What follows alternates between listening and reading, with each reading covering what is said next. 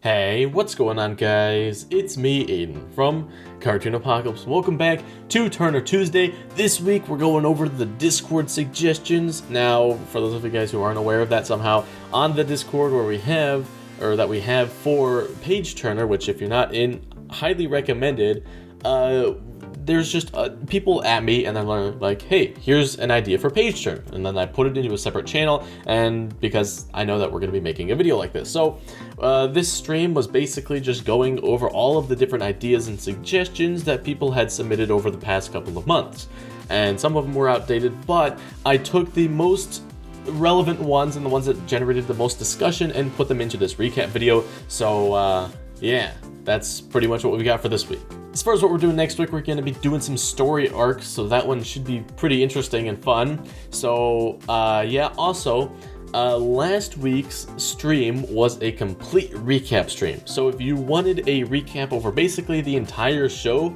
definitely go there.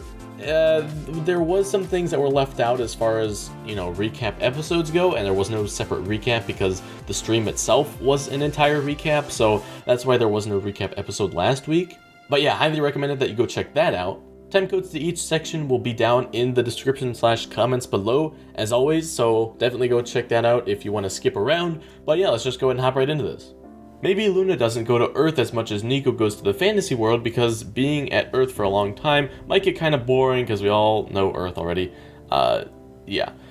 So that was sort of the whole plan. I do intend for... It's probably going to be more like this. So Luna's going to be going to Earth probably more in the beginning, and then as time goes on and they actually start to learn magic and the plot continues, it's obviously going to be taking place in the fantasy world. So yeah, it is going to end up being something like that, but I do definitely want to see them go back on Earth because for example, in Star Versus, I enjoyed the time that they were on Earth versus when they were on Muni. For some reason, it's just Muni didn't seem like it was developed good enough, so maybe that's why. But this is it's definitely going to spend more time on Elaria than it is on Earth. So month ideas. So are there 12 months here? 1, 2, 3, 4, 5, 6, 7, 8, 9, 10, 11, 12, 13 months. Okay, here's my I don't want to say policy, I want to say suggestion as far as time, months, and dates go. I think it's cool if we have different names, and I know, and the same thing goes with the language. I know it makes so much sense for there to be a different language and for there to be a different amount of months, because the month system that we have here is based on, the solar system and all that stuff. So it definitely makes sense for there to be a different number of months, and for there to be a different time system on Elaria. However, that complicates things and makes things so much harder. Whereas if you just say, okay, sure, we'll rename it, but we won't actually, add any months, and we won't change how much time is in a day, then that's fine, okay? So I think that's going to be my suggestion, is that we do not change, there's still 60 seconds in a minute, there's still 60 minutes in an hour, there's still 24 hours in a day, there's 7 days in a week. All that stuff is gonna stay the same, but we can definitely change the name as far as the months go. However, I think since English is still the primary language on Elaria, it's still gonna stay minute, hour, day, but the months can definitely change. And we could also have a different year system as far as this is the year of the blank. It could be something sort of different and unique just to make it different, but it's still gonna be sort of the same format. That way nobody's confused and it's oh well, if Luna's world is 30 hours and Nico's world is 24 hours, it's well, there's a bunch of different calculations and stuff that you'll have to do, and it just creates a bunch of problems. Okay, the king has a gem that holds the souls he has absorbed. It glows brighter/dimmer depending on how much mana he has. He can cast all types of magic because of the different souls he has absorbed. He can, however, be hurt by this magic because it is not from his soul or a willing soul. He specifically trains people with potential to do different magic, so we can have more mana for each type. There is an ability to cast an immensely powerful spell that will cost, at the cost of the soul. The king can use it without dying because he sacrifices other people's souls, and it can be used by other people, but they die/lose their ability to regain mana. To allow the souls to finally rest, Luna and Nico will need to break the seal of the gem/stone. Okay. So, I think I saw this, well, obviously I saw it because, yeah.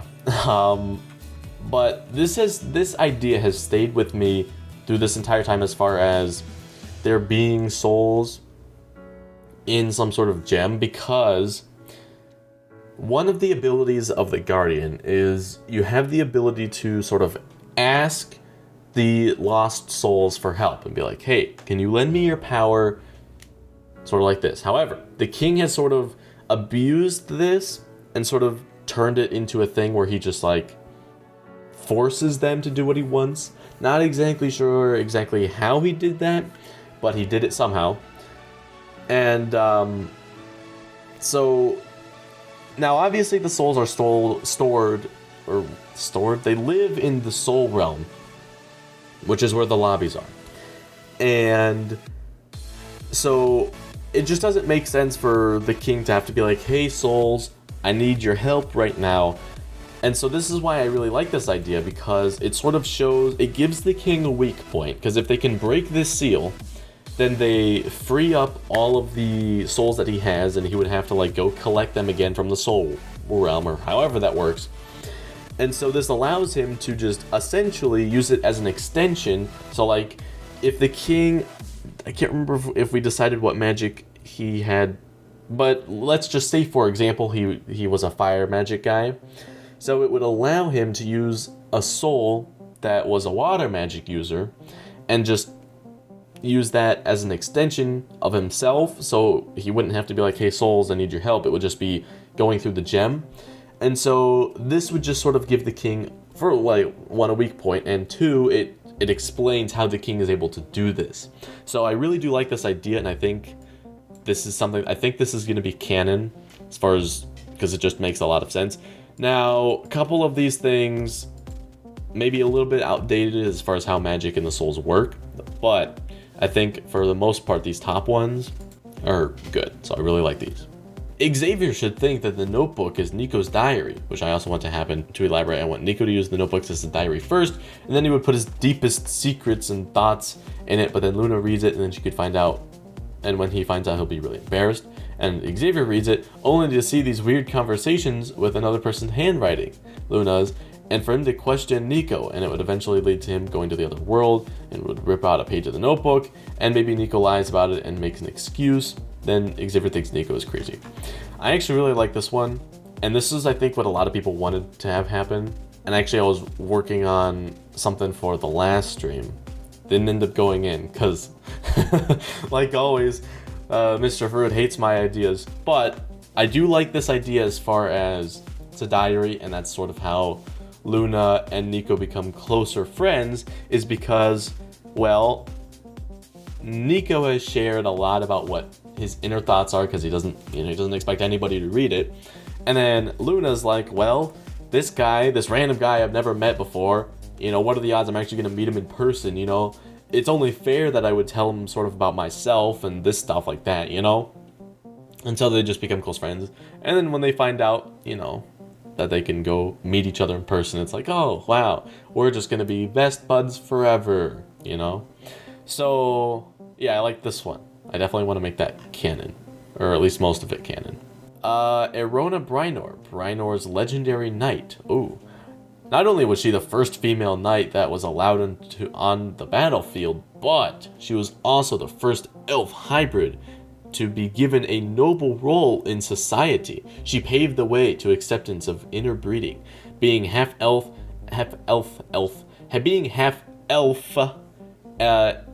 and half fairy.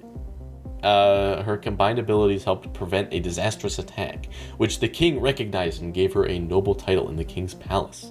After her death, her hometown was named after her and a statue put up in her honor.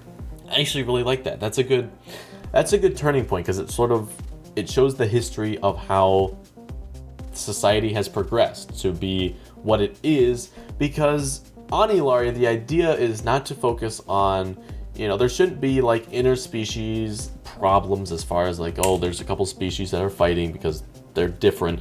It should, like, after thousands of years of being the same, it should pretty much just, everybody's diverse and different, but that's okay. That's sort of been accepted. So this is a good way to explain the history. And depending on how long ago, I would think that this may have been like 500 years ago, maybe 1,000 years ago, as far as the story is concerned. So this would have actually been like a really old tale, but I definitely think this is a good idea. So at some point, Nico should be complaining about his amount of homework to Luna. And then he's like, they can't expect me to do this much, I'm only human. And Luna's like, wait, did you just say you were human? And that's how she finds out. Well, maybe. I don't know exactly how that would all work, but yeah, it sort of all depends on how much do we want Luna to figure out before she actually comes to Earth. Because if Luna and Nico are communicating a bunch and they, basically write an entire novel about their worlds, and it's like, oh, now you can go visit each other. It's like, wow, okay, well, I've heard about this, but it's not like my first time seeing it or, hearing about it, right? Like when Luna goes over to Earth, it's gonna be like, the idea is that she's gonna see cell phones and she's gonna be like, whoa, what is this? It's like human magic.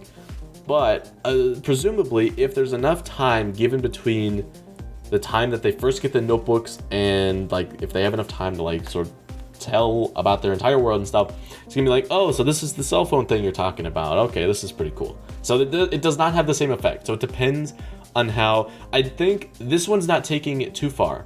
I don't think. That would definitely be something that would happen in the first couple of days, I think. So that one could definitely work. But I think we'll just have to figure out the pacing of as far as when they can actually visit each other. So yeah, that's for a different stream. So definitely think we could do something with that. Does the environment affect magic? Do strong winds or low temperatures? Okay. Can another caster weaken or negate another caster's magic? Okay, so let's actually talk about this. Does the environment affect magic? Yes. Don't know. Extinguish magical flames. Yes, they would. So like, and so if a fire user is like, here's a fireball, and throws the fireball, and I'm a wind user, I can blow out the fire. It would.